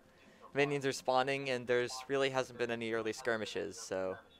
This Nautilus looks like he's trying to fish something out, but if he gets too far, he is going to probably die for it. But he knows that he's how far in he is, so he's going to decide to back off. And once again, seems like we're going to have the same start where both sides start on the red buff. Yeah, it's interesting. Ape this game deciding to take heal and Alcalora taking exhaust versus OSU's bot lane, who did opt into keeping the exhaust and ignite. Definitely a more 2v2 focused set of summoner spells for them, and I think they'll end up winning out just summoner spells wise with those being able to negate the heal with the ignite, the grievous wounds that applies obviously, and Shun taking another really aggressive level 1 trade and winning out into Sloth here in the mid lane. Yeah, certainly. Another thing that I'm going to be looking for this game is, Flux is definitely seem to get caught in the middle, but luckily Nautilus is very tanky. So one thing that I want to look out for though is Flux's hooks and how Ezreal is going to move around him from Ape, because big dodge there for TH4. Oh, Flux though now in a lot of trouble, gonna have to flash, but goes back in. He's a maniac, and he gets taken down by Ape for first blood there, but they're looking for more. Ignited as Ape. He does miss that last Mystic shot and does not fall. That Conqueror fully stacked, able to heal him back up a little bit, and Ziggs not able to find the return kill. A really aggressive re-engage there though from Flux. I'm not really sure what he was thinking, if I'm being honest. Yeah, Flux definitely seems to have overstepped there, and that's not going to set him up to a good start, but it's definitely not lane losing, so we're going to have to see how it goes. But the mid lane seems like Schumacher really wants to start some skirmishes with this Akali. Yeah, taking really nice trades early on with the Yasuo and Mukub as well in the top lane into Aulios on the Camille. But now Alcalora on the Taric is headed towards the mid lane and stunning Shun up in a bit of trouble, but the Akali E will not land, and that'll be all that comes of that. Yeah, looks like the Taric rotate's not going to result in anything, but BioGamer is definitely, he's looking to come in as Hecarim and take something. And now that the channel... Yeah, lying in wait. And then... Sloth, maybe. It's close, but the Akali is just able to get out with her smoke, so Sloth avoiding death there. Yeah, definitely a very nice play from Bio there, very heads-up play to wait for the Taric to recall and take the 2-on-1 fight there when Akali stepped up, but right after she loses her ally, being there with her and keeping her safe. But unfortunately with that Shroud, able to just step away there, and she was close enough that it didn't get taken down too low for it. Ooh, and Mukub now though having to flash out. Top lane Mukub was definitely in some trouble there. But while all that was happening, Flux and Value on the bot lane were able to grab a plate, so bit of a gold advantage. And Flux is able to land a hook on Ezreal and almost take it down as Hecarim is going to fly in for the kill. BioGamer takes down Skinless Ape to get the response for Ohio State. Yeah, Bio able to take a really interesting angle there. Obviously, I'd assume UGP's bot lane probably not prepared for that. Now Shun gonna land a nice airblade onto Sloth, but with the Shroud, Shun ends up just flashing into the tower and dying. Unfortunate for him, a bit of a misplay, and just a little too over-aggressive. Yeah, he definitely seemed to go in a little bit too much. Maybe he was thinking that Sloth's smoke had not replenished yet or something like that. He might have miscounted, but ultimately it is going to lead to his death. So Urgottem maintains their 1-kill lead, but gold is still really close for both these teams. Yeah, that mid matchup's just been so volatile so far, and I wouldn't expect that to change with both champs really wanting to get ahead and really utilizing a lot of gold leads really well. I'm not surprised that we've seen it so far, but definitely hasn't really gone in OSU's favor so far. Yeah, both the mid laners are going to have quite a bit of burst damage as well, so it's not too surprising to see them. The health bars just are going down real fast whenever they get into skirmishes. Yeah, Sloth now with the perfect execution available. Shun does level up to 6 as well, so not going to be too unsafe there. But now Ape in a bit of trouble in the bot lane. Yeah, Ape is getting chased down by Value and Flux. They're a little bit scared of somebody coming in, which they're correct to be. Alcalora is able to come in and just save Ape, and it looks like they're going to reset a little bit. But yeah, and with the Starlight's touch, Alcalora also going to just be able to keep Ape in this lane. Terry also comes in to try and shove the wave out, and they're going to be just A-okay for this UGB bot lane. Not punished too hard for what was quite an overstep from Ape there. Yeah, it'll be interesting to see as this game goes on because Flux has definitely been hitting his hooks. He's been hooking Ezreal quite a bit. Collapse on this dragon. It looks like we're going to get a bit of a team fight, and blue team is still going to be able to get the dragon, but Hecarim is going to trade toward the Taric, and it seems like Sloth is going to take out Value, and Sloth is going to try to run away with their life, but Biogamer does not want that to happen. Nautilus hits the hook, and Biogamer finishes Akali. Yeah, Flux has not missed these hooks at all so far this game. For better or for worse, the one killed him, but so far they've been working out mostly in their favor. Definitely nice to pick up those kills. Definitely a very aggressive play from UGP to try and go for that dragon. So it was well punished by OSU to try and even out the fight overall. Yep, for sure. I think Ohio State's happy that they've lined up the kills with each other, and the gold remains very close for both teams, as no team has really gotten off to a big advantage at the start. Urgottem able to get the dragon, which is certainly going to count later on, but is nothing that OSU can't recover from. Yeah, that one early Infernal Dragon isn't really going to have much impact yet. Both sides not really going to have too high of AD or AP numbers, so those percent scalings won't really come into effect until later in the game. And now Terry might be in some trouble with Bio rolling onto him. Yeah, definitely. Bio has been coming in a lot with this Hecarim, and he's going to see another advantage on Aeolios, and is going to be able, but Schoonmaker's going to take the kill.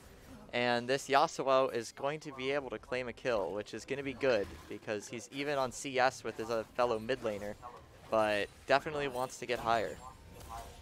Yeah, Shun able to drop the last breath there and pick up the kill. Hopefully come online, fell behind a little bit earlier with that misplay, but definitely not out of it yet. Still down a level and does get engaged on here by Sloth, but Flux's hook will not quite connect.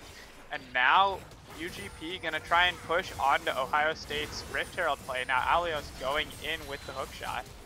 A 4v3, not gonna work out for Ohio State. Nautilus seems like he's gonna sacrifice himself to try and save the others. Biogamer's Hecarim running away, and Mookub is going to be able to sit in the tower. So a favorable trade for Urgottem, and they're gonna be able to take away with the Rift Herald. Yeah. So far for Ohio State, this mid matchup is not working out in their favor, unfortunately. It's so volatile, and Sloth now up to 4 kills on this Akali, able to pick up 2 more there with the perfect execution in that fight, and just snowballing out of control at this point. Hopefully OSU has something in store that they can look to make a play on mid. I see some on my way pings now towards that mid lane, though Alcalora is there to stop him. Might still look for a play now onto Sloth. Yeah, Terry is definitely going to get out of here, but Sloth is going to make his presence known. Ooh, Flux misses his hook on him, and Schumacher's barely going to be able to get out. Looks like Alcalora is moving away with a shred of their HP intact. And looks like the skirmish is just going to be a neutral exchange. No one's really going to come ahead on it. Yeah, Flux unfortunately missed the dredge line after he flashed in. Tried to get it from really far range, and unfortunately just didn't connect. Didn't quite get into the fight as quick as he thought he could. And unfortunately didn't give the rest of OSU enough time to put out some damage to get Alcalora or Sloth, really. That shutdown would have been so big onto that Akali, but not able to grab it quite yet.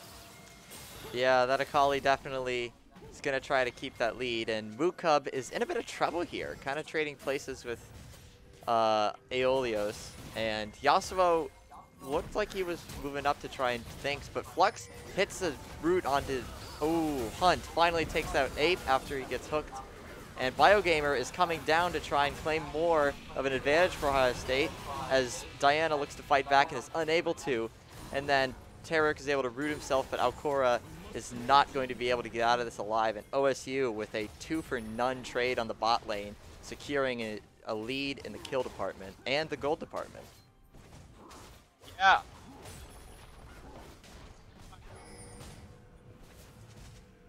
Came in really late there and wasn't able to save either the first. Oh my gosh, Skinless 8 from the just inhibitor is able to hit the Ezreal ult and is able to take out the Ziggs. That is huge in keeping the lead close for Ohio State. Yeah, really unfortunate. Just a nice heads-up play from Ape, and unfortunately, TH4 just really wasn't looking out for it and got snagged by it, but at the end of the day, not going to be a huge deal. It's probably looking to recall pretty soon there anyways, and so it's really just the gold that they give over, but the momentum and, you know, the minion wave isn't really going to be in any worse of a state than it would have been if he hadn't died. Yeah, but Urgottem definitely going to be happy they found something, and it looks like Schoonmacher is trying to make plays towards Sloth, and isn't able to, but Biogamer is going to go in on Terriari as they're trying to go away in this 4-on-3, but Terriari is not going to be able to get away, and Alcora is going to be going down to the Gragas by the looks of it. Sloth is looking to get away, so the bounty is not going to be claimed yet, but Biogamer doesn't think so. He goes in with Hecarim. Oh, but Akali is able to use the Burst Fruit and just get out of that fight, so the bounty is still unclaimed. However, Ohio State likely to claim the Dragon off the back of that. Yeah, able to get away there, even with Bio having so much movement speed, trying to use that devastating card stick on her. Didn't use the Onslaught of Shadows there, so he does still have that available for this Dragon, and should be a pretty safe take for them with that, and the bot wave being where it is. Really in no position at this one. Yep, so Biogamer able to take the drags, making it 1-for-1. And Akali is playing pretty safe because it seems Gragas has, at least for the time being, done a little bit of a lane switch, although now he's going to be going back. But he's going to be fighting against the Terriari, and they're going to back off. Doesn't seem like that fight's going to happen either. But the bot lane looks like Hecarim is about to have an opportunity to gank. Yeah, a big skirmish happening down there, but also Mookop in a bit of trouble now. But flashing away does use the explosive cask to get Camille out of the Hextech ultimatum, but unfortunately Mookop's still going to go down there to the Camille and Diana. Big pickup for them to, you know, have that Camille start getting ahead in that top lane split push game. Camille's ultimately going to outscale this Gragas and have a lot more agency in the side lane, but that definitely helps accelerate it. But Biogamer is still 6-0-2 on this Hecarim, an absolute force to be reckoned with for Ohio State. Definitely someone that they can play around, and with that Sundra complete, it's going to be really strong in the fight to start seeing. Yeah, for sure. He seems to be, well, he's the second one on the server to build his Mythic. It looks like Hunt for Value with Ziggs in the bot lane is able to as well, and now we're looking at a skirmish in the mid lane. Flux is going to throw out his hook, and he's going to grab Alcora, but not going to be able to grab Sloth, as Sloth seems to get away. Ape throws in an Ezreal ult that does not end up dealing damage, and both parties are going to walk away with no kills on that. Yeah, OSU was at least able to bait out Alcola's Cosmic Radiance there. I believe it's like a 3-minute cooldown at level 1. That's a really big cooldown for them to have gone on the Tarek. And with that Dragon spawning in just over 3 minutes, they're not really going to have it available for any fights or skirmishes that come up while they're maybe setting up for that Dragon. And that could be really big for Ohio State if they decide to try and force a fight before the Dragon actually comes up. Yeah, that could definitely be a factor. And it looks like we're going to have a 2v2 in this mid lane right now. Looks like Akali has decided to go toward bot as the bot laners are taking towards mid. Yasuo is becoming aware of this and he's going to rotate, and looks like we're just waiting for the next engagement to happen now. Yeah, Ape's going to take a lot of damage there from Big Bomb. With that Leandries, he's hurting a lot. Another one there connects for the Hunt for Value. Really taking him down low, and maybe OSU looks to press their advantage here with the Biogamer already on that Herald. And Alios going pretty aggressive here in the top lane, maybe looking for a play up there. Flux already moving up. Ooh, it looks like Skinless Ape is going to use his ult toward mid again, although once again doesn't seem to get very much for him. But looks like Alcalora is heading towards this, and Aeolios is going to be looking for it too. There could be a bit of a pinch coming in on here. It's not going to be looking good for Mookub right now, but unfortunately for him, Hecarim is going to come in, and now this Camille, it's going to get reversed on. And she is down. Mookub takes the kill, which is going to be big for him staying ahead in the laning phase. Meanwhile, Flux hits a hook. And then Ziggs is going to come in with a lot of damage. Hecarim is going to shut down Akali and claim that bounty. Sloth, not going down without a fight, though, takes the Ziggs. And seems like this fight is going to be dying down here. It was a 3-for-3. Ohio State maintains the lead. And BioGamer picking up 2 of those 3.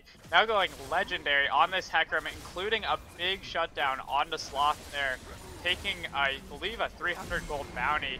Gonna be big for Bio to continue pushing his advantage, moving around the map on this Hecarim so quickly, and trying to impact, you know, everything. This dragon now spawning in just under a minute. Should have plenty of time to spend some of that gold in the base and head back for another big fight around the dragon. Yeah, BioGamer continuing to build that lead with Hecarim, while the Diana Terriali on the other team is just not quite able to keep up. So that's definitely going to be something we have to watch out for in the late game. Yeah, UGP now headed down towards this dragon, trying to set it up.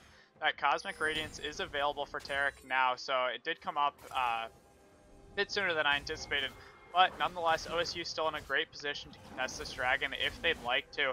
Bio with that Sterix now complete is going to be huge on that 2-item spike. It's going to be really hard for them to take him down, especially with an Assassin mid laner and Assassin jungler. They're not going to have a ton of reliable magic damage that's able to punch him down, and it's going to be more so up to Ape and Aulios on the Camille and Ezreal to try and take him down with their consistent damage in these fights. And it looks like both teams are shaping up to fight on this dragon, and both teams know it. It's going to be a 5v5, and it looks like that we're going to be going in here. Mookub's going in first. Ape is trying to snipe from the side. He sends out the ult, and it doesn't do much. Meanwhile, Ohio State is starting on the dragon. BioGamer is dealing a lot of damage. Everybody is still kind of on their own ways. They don't want to overextend. The dragon has gone down. Ohio State has claimed the dragon while the fights begin. Hecarim runs through everybody while Yasuo is able to stun them.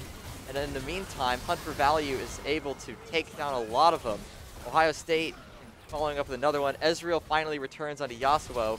Nautilus is very low on HP, but Skinless Ape is fighting back, but is not going to be able to take out BioGamer.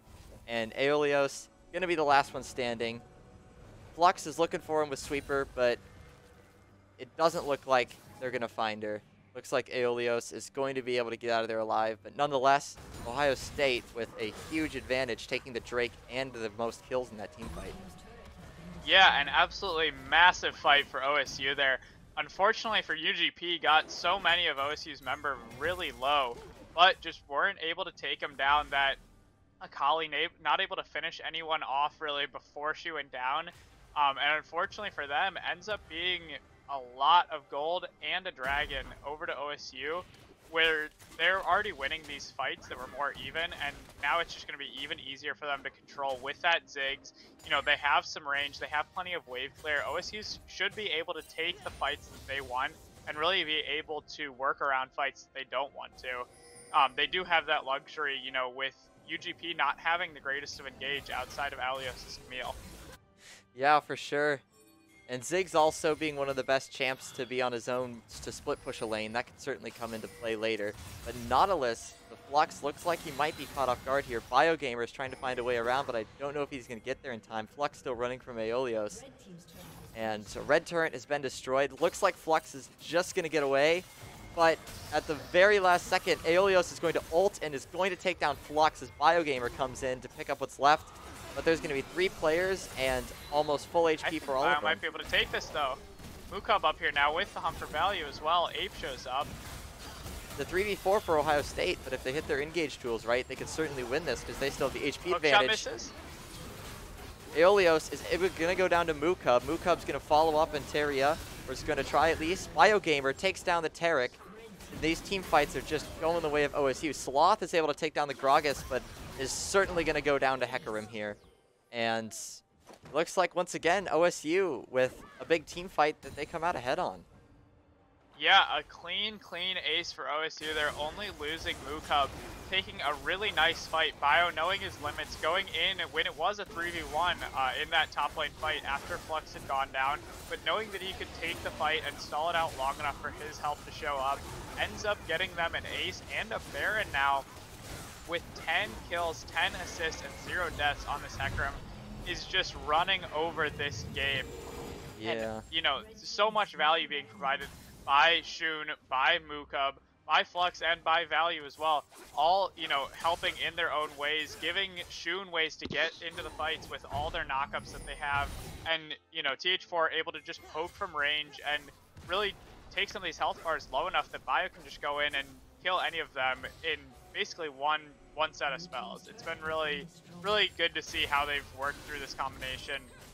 And been able to synergize their team comp really well. Yeah, Ziggs has been really enjoying the engage tools of Nautilus and Hecarim, where they're really able to stun some of the opponents or lock them in place, and his bombs are able to just deal all the damage that he needs to take him down low. Yasuo, being more of an assassin, is able to just then clear out whatever's left. So Schumacher and Sloth, it looks like they're going to get to fight the top lane here.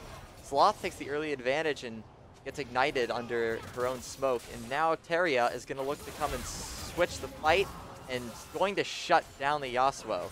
But now Biogamer is looking to take down Aeolios in the bottom lane, and it's going to be a 3v1. I do not see how Aeolios is going to get out of this.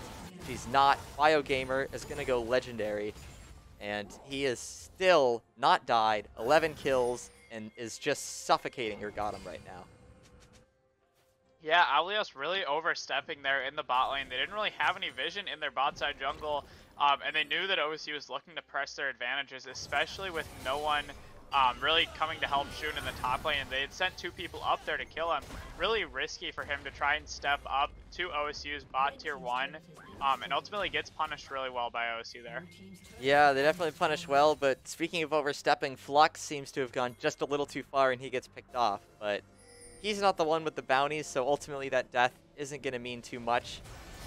They're going to cancel Mukub's channel, though. He was trying to recall, and he's just not going to make it. Teria looking to take this top tower. They might claim an objective bounty here, and they certainly will. This is looking a little bit closer, but unfortunately, I still just don't think that Urgottem's going to be able to do very much unless they take care of Bio. Steel Tempest takes the ult, and unfortunately goes down. Bio, though, still able to secure the dragon, and now Terry in a bit of trouble up in the top lane with Flux and Mukub bopping and banging the Diana down to death. Does not trade the inhibitor tower back either. Well, this is just textbook what's happening with Biogamer and Hunt for Value here. Biogamer is distracting them all and being the front line, while Ziggs has just been able to chip away at their health away in that team fight. They're almost able to 2v3. The only reason they didn't is because the other team ran away. Flux with the Flash Ignite to secure the kill onto Ape. What a Chad move. He does not fear going in. He's shown that he's willing to die for hitting a hook, and he does it again there, showing that he's willing to flash just to ignite Ape and get the kill. May even secure OSU the game here, certainly at least a middle inhibitor. The death timers aren't too long yet, but now he lands another hook onto Aeolios, who has to hook shot away, and now back in. But regardless, OSU most likely just going to step away here and take what they've got. Yeah, OSU is going to be happy with an inhib at this point. But Flux and these hooks have really been making a difference. He's been able to be hitting and making his engage much better than anyone on Urgottem can. Urgottem is just kind of... They're lacking a lot of the engage tools. Diana hasn't really found her way in, and Tarek hasn't been able to do much either compared to Hecarim and Nautilus. Yeah, and Terry definitely not able to have the same impact that Bio was last game on this Diana. Sitting at 4, 6, and 5, just hasn't really been able to get those same engages, finding those clumps of OSU team members like Bio was able to do to UGP last game. And unfortunately, they've had to force some of their engages, and really OSU's just been able to focus this Diana down as soon as she tries to go in without much of a coordinated effort from UGP going in at once. Yeah, OSU's definitely taking advantage of their teamwork and their team comp against Urgottem right now, and just proven to be much better. And now, a lot of people are just spread out. Looks like we're waiting for the final engage again, and it looks like Diana is going to grab the bot scuttle for now, which could prove useful as the dragon's not going to be too far away. Yeah, we've got just under 3 minutes till that sole point for Ohio State. Certainly they'll want to look down there, but maybe even looking for opportunities to end the game before then. Alias going to take a step back in this top lane while Ohio State was looking for them, but Schoonmacher still pushed up in the bot lane as Terry looks to go in, lands the Q, but not going to take anything further as OSU looks to continue their onslaught in the top lane. Yeah, OSU is definitely staring down another inhib here, and it looks like that's the reason they backed off of Yasuo here, who is going to attempt to stop the backs, and he's able to stop Sloth from backing, which is huge. Akali is one of the best parts of Urgottem's team right now, and if they're going to get back into the game, they need her online. Yeah, Sloth and Terry are going to stop their backs again in the bot lane, give OSU this inhib for free, and Shun has done a great job here of stalling them, like you mentioned. Not able to get to, Sloth not able to take him down earlier. Shun flashes out of the Moonfall there, but the Lunar Rush still able to pick up the kill, but not without being punished quite heavily. Even though Shun may have died without getting any kills, he certainly got other advantages for the team and made a big play there, giving OSU now a lot of map pressure as those super minions are going to start crashing into the base while this dragon is coming up in just a minute and a half. Yeah, that death for Schoonmacher you could definitely describe as worth with what he did to help Ohio State at that inhib. Yeah, now Baron's up though, and OSU's just looking to stick around here now. The Dragon's not up for another minute 15, and Terry's caught out. That's their jungler, and they need him for the smite to secure the to even look for a Baron Miracle Steal. But he goes down, and BioGamer goes legendary again, as OSU now going to look to certainly move towards this Baron. Yeah, and the other members of Urgottem are backing off because they realize how bad of a loss their jungler is. And it looks like Nautilus doesn't want him to get away. Sloth is going to have to Hourglass to save herself, but Recarim is not going to let that happen. He is going in, he gets exhausted and head back out, but that's when Nautilus comes back in. But OSU decides not to chase it. They want the Baron more than anything else right now. Yeah, OSU barely having to blow any of their engage there, and blowing the Taric ult that Urgottem has to try and stop some of their engage. Sloth now caught up, the last breath goes in, and Hunt for Value is now unstoppable on the Ziggs. UGP is falling apart here, using all of their tools while OSU barely has to do anything but take this Baron now and march it straight into UGP's base for this game. Yeah, Ohio State doing really good to engage and then be able to get their own teammates out while they're burning Urgottem's resources. And now with the Baron buff, they're going to head straight toward Drake, take the Drake Soul, and at that point, it's going to be beyond difficult for Urgottem to get back into this game. Yeah, OSU already with so many advantages in this game. This one's just going to add on. It's completely uncontested. Now looking to take a quick reset with those Baron-powered recalls and look to just end the game most likely from here. Really nothing UGP can do to stop him at this point besides a miracle. We'll see what they can try and do, but unfortunately, given their team comp, they don't even have many assets in their champions that can even give them nice picks. You know, they've got the Camille hook shot, they've got the Akali burst potentially, but at the end of the day, they don't have a lot of reliable damage that they can land, and I don't think Ohio State's going to be split up very much to give them those opportunities to find the picks. Yeah, if Ohio State just plays ARAM and goes in for 5v5s, they're just going to win those. There's not much Urgottem's going to be able to do to stop that. Looks like Schoonmacher is going to be able to take down their Akali. Alkalora is not going to be able to get away from this one. He's going to be taken down. Skinless Ape wants to get in and get something done, but doesn't look like BioGamer wants that to happen. Schoonmacher, once again, going in. Luck's actually going to get the kill on Teria. BioGamer still on Aeolios. She's definitely an evasive one, but Schoonmacher takes that kill, leaving just Skinless Ape to defend against 5, and he is going to get pushed in the fountain. Yasuo sacrificing himself in a fountain dive to take down the Ezreal, get the ace, and secure the victory for Ohio State tonight. Yeah, a big pickup and a big comeback after a really rough game 1 for Ohio State there. A great way to finish the night as a Buckeye fan, pulling out game 3 for a 2-1 series victory. Really just a clean game again in game 3. Very similar to game 2 where they just started pressing their advantages early on and they just built up and never really let up, leading to a pretty solid victory in the end. Yeah, definitely. Definitely looking at the Ohio State support Flux in those game 2 and 3s, his Thresh and his Nautilus respectively, really got those hooks and helped get Ohio State those early advantages, and they were just able to press both of them into victories in game 2 and 3. Yeah, Flux certainly never afraid to go in, and whether it hurts him or gets him a kill, either way, he's willing to go in and do what it takes for the team. Never really scared to engage. And with that being said, we are all done here for tonight, but we will be back tomorrow night for our CLOL match. And with that being said, it's been great to be here tonight. Again, my name is Braden. I was here with Daniel, and it was a great time being with you guys tonight. We'll hopefully see you tomorrow night with some CLOL.